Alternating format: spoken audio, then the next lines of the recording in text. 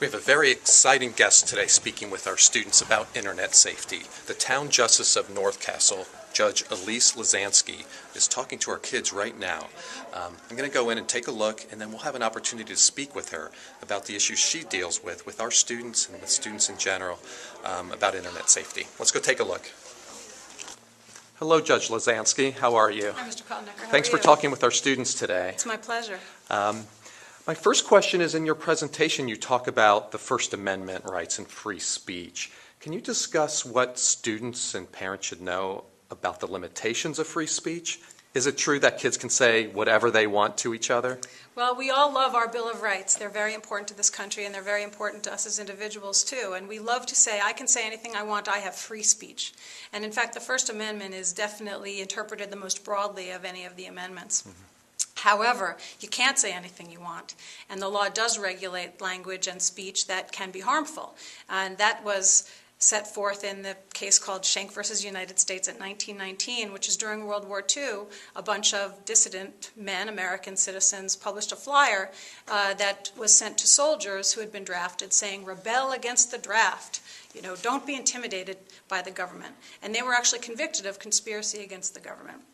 And Justice Oliver Wendell Holmes said that it's not allowable to shout fire in a crowded theater falsely, because that can cause panic. So any speech, even though technically we do have free speech, that can cause harm, that has a clear and present danger of causing harm, can be regulated, and in fact it is. And in New York State, there are certain laws that do regulate what kind of speech you can make. One of those important laws is called aggravated harassment, which is mostly a misdemeanor. And it talks about electronic communications that can cause harm, that are intended to harass, annoy, or alarm. And if they have an effect that is annoying, harassing, alarming in the eyes of the person who receives that communication, then that is an illegal aggravated harassment, a misdemeanor.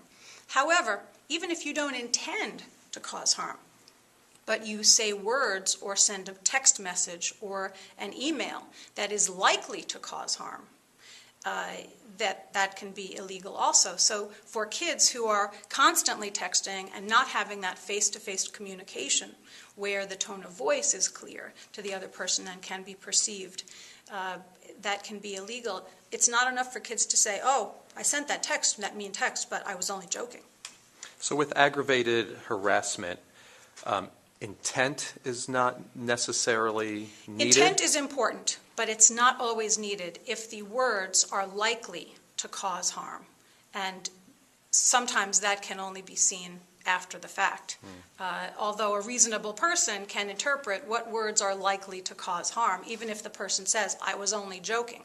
If you make a threat and you later say you were only joking, that can be interpreted as legal language. So the message to students would be to be very careful in their language and not say something as a joke that could be perceived Kids as... have to be very careful. I think that in their texting behavior, which is really how kids talk now online and through texting, so few kids have conversations anymore. After school, that's what they do. They stay home and they text.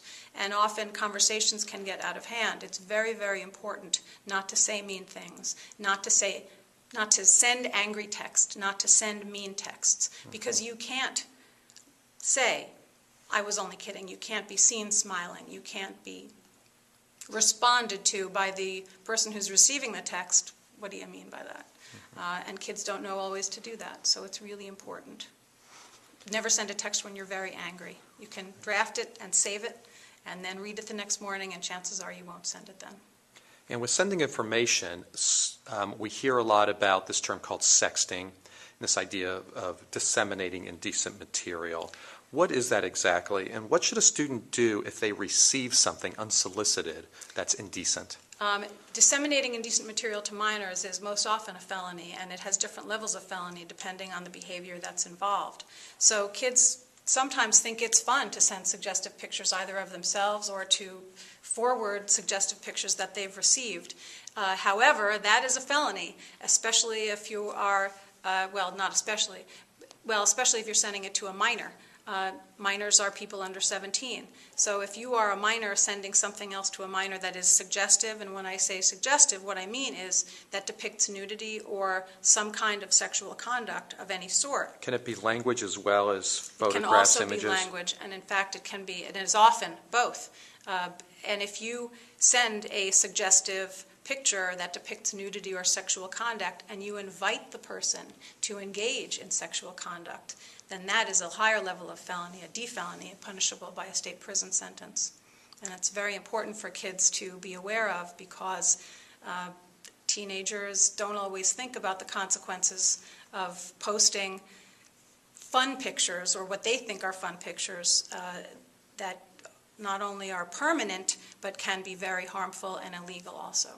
So if a student receives, or a child receives, an indecent message from either someone they know or don't know, what should they do? Well, they should not open it, but if they've already opened it, they should save it and tell a person that they trust. Do not forward that message, because you could also be guilty of not only possessing pornography, but disseminating indecent material to minors. Tell someone you trust, and the authorities will handle it. That is a serious crime, and it will be dealt with.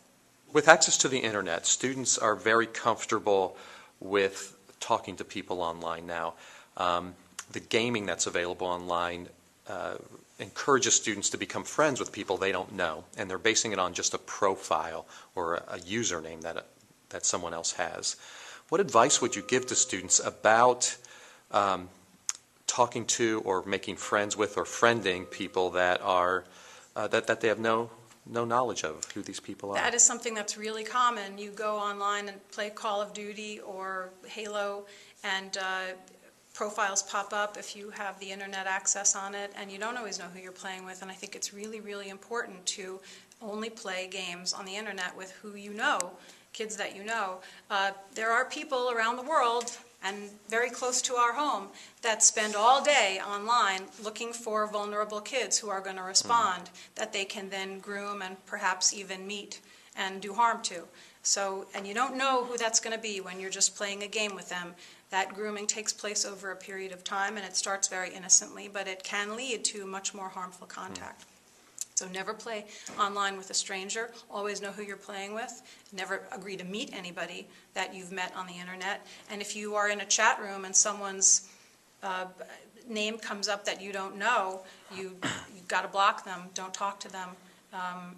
Only talk to people you know. And if you're having trouble finding people to play with on the internet, join the video game club and find other kids that have similar interests to yours. Get their email addresses, and then you can play safely with them. What advice would you give to parents to help parents keep their children safe while using the internet and with social media networks and texting?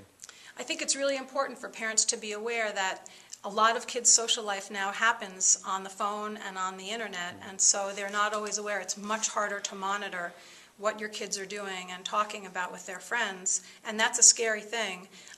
You can't monitor 100%. I think you can limit kids' access to the computer, take the computer away after a certain period of time at night, check up on what they're doing on Facebook, look at their Facebook pages, and talk to them about what is acceptable use of texting and internet gaming.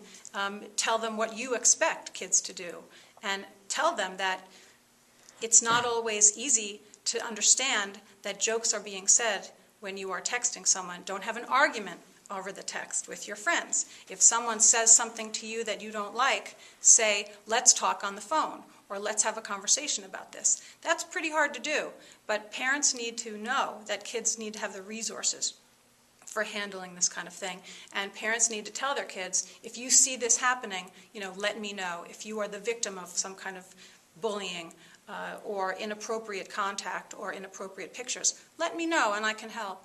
I think it's important to establish a dialogue, to open that up, and it will be easier for the child to bring it to you when it really happens. In your years as a prosecutor and now a judge, what patterns are you seeing with the issues related to internet, cyberbullying? Is there some trends you're noticing? Well, one of the important aspects of bullying that I think parents and schools and kids need to address is to have respect for each other. and to understand where the other person's coming from. If you send a mean text or if you say something that could be interpreted as bullying over the internet, you're not thinking about the other person's feelings. And I think it's really important for kids to think about, and for parents to talk to their kids about having empathy for the other person. How is that person going to feel if I send this message? They're not going to know I'm joking.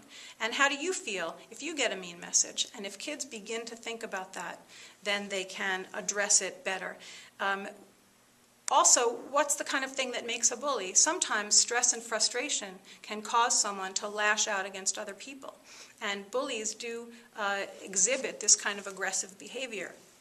Studies show that bullies have a harder time dealing with stress and frustration, and they're 4 times more likely to end up in court as grown-ups because of that. So if we tell someone about the bullying, either because we're a victim or because we observe it as an outsider, we could be both preventing harm, criminal or antisocial behavior in the future, and we could be helping the bully to get back on track. So I think that's really important. Judge Lazansky, thank you so much for your time in our district. I Thank you, appreciate Mr. you coming to Faulkner. Byram Hills and talking to our kids. It's my pleasure. Thanks.